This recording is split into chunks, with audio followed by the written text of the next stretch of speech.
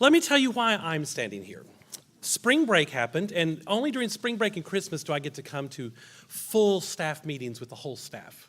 So we sat down, and pastor said, I have to be gone to this wedding, so who's going to preach? Wendy immediately disappeared behind her phone, and Taylor very confidently said, it shall not be me. And so you get me, because I was the only one left in the room. So I don't know how to preach, but I know how to teach. So today, unfortunately, you're going to get to have a lesson. So today's lesson, we're going to define and analyze the material for today's lesson. We're going to relate the material to the reading that was for today, that we've all heard. I'm going to expand on the information on my personal experience with the subject matter, and then I'll summarize. So the title of the sermon is Abiding Grace. So the first thing I thought was, well, what does that mean? So abiding. The dictionary says abiding is lasting a long time, enduring, steadfast, continuing, obedient to the law if it's law abiding, and the law of the Bible is a law. Something abiding sticks around, it said. And then abiding comes from the Old English abiden, gebiden, meaning remain, wait, delay, remain behind. So Acts said today, for David says concerning him, I saw the Lord always before me. So by abiding, we are following the path that the Lord set before us. We also heard today that he has given us a new birth into a living hope through the resurrection of Jesus Christ from the dead and into an inheritance that is imperishable, undefiled, and unfading. Other words for abiding. So the first half of who we are is in every way following what the Bible has set us out to do and following Christ and God's example to us. Now, the second word has a longer story. When I came here, I walked in the front door, and there's a big sign that says, cooking oil for grace. Well, the only grace I know is abiding grace. I kept thinking, there's not even a stove. What are we doing with all of this cooking oil? And I thought, well, maybe they have, fish fry. I went weeks and months trying to figure out what this cooking oil that we needed so much was for. And there'd be announcements about it. We need more cooking oil for grace. Thanksgiving came around and we need more. And I was just like, oh my gosh, what do we do? And where is it? I don't see it anywhere. It's just gone.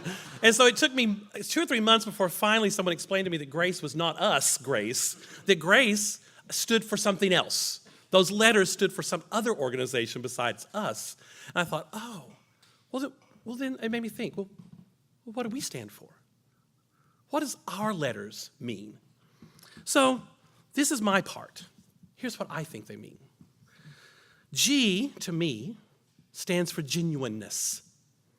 Today's Bible verse said, so that the genuineness of your faith being more precious than gold. Why do I think that G means genuine? Because during the summer, this church comes together and makes lunch for children.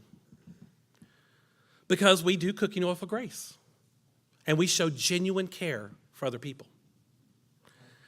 Every person I have met in this church shows me genuineness. Because we come as we are. We come as what makes us happy to be here.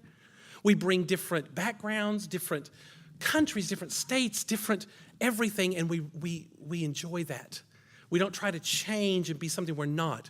Everyone is genuine in every way. And the diversity of this congregation, I feel like, has shown that to me. R, rejoicing. Today the Bible said, rejoice with an indescribable joy.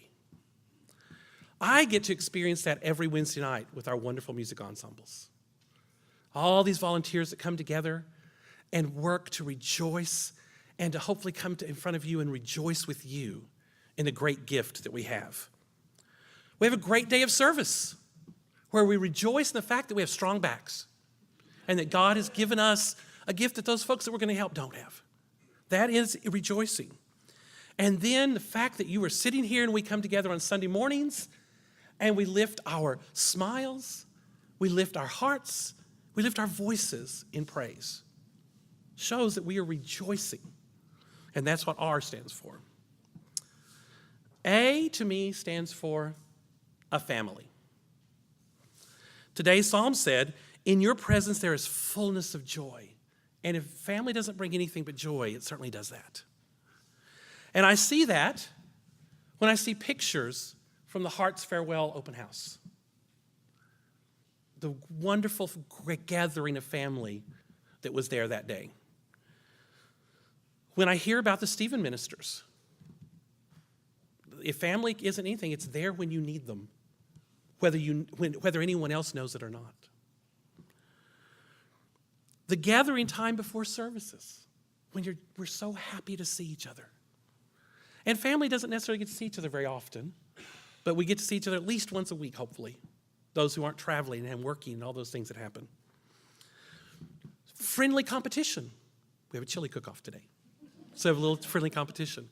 One of the definitions of family that I thought was so amazing said that family is a bondage that cannot be broken.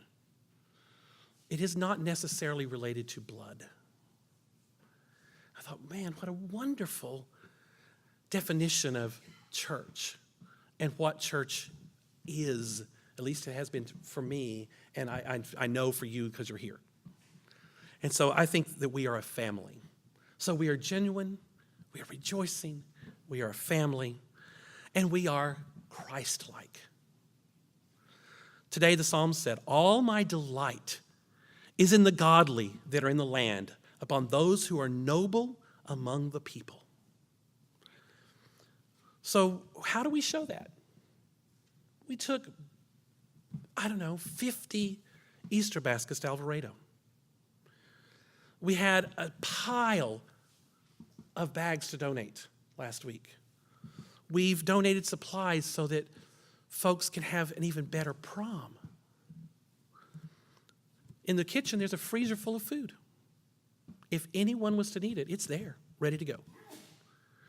To me, those are actions that say that Christ has given us to be, and showing so much care for others.